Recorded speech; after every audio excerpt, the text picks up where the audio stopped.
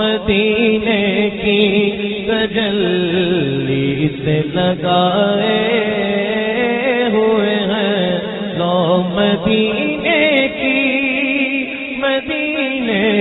لو مدینے کی تجلی سے لگائے ہوئے ہیں،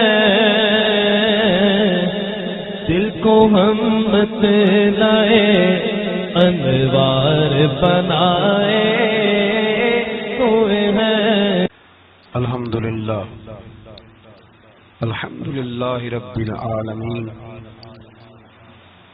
والصلاة والسلام على اشرف الانبیاء والمرسلین وعلى آلہ وصحبہ اجمعین، اما بعد۔ اعوذ باللہ من الشیطان الرجیم، بسم اللہ الرحمن الرحیم۔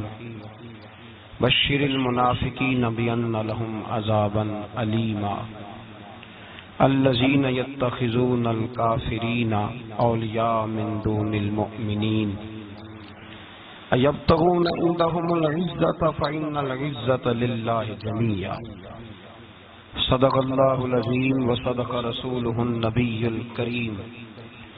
ان اللہ وملائکتہ یصلون علی النبی یا ایہا الذین آمنوا صلوا علیہ وسلموا تسلیما۔ الصلاة والسلام علیک یا سیدی یا نبی اللہ وعلی آلک واصحابک یا سیدی یا نور اللہ۔ اللہم صل علی سیدنا ومولانا محمد معدن الجود والکرم وآلہ وصحبہ وبارک وسلم۔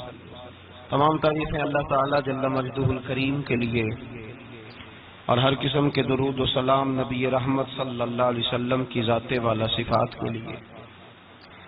ایک لفظ عزت ہے جو بڑا عام ہے،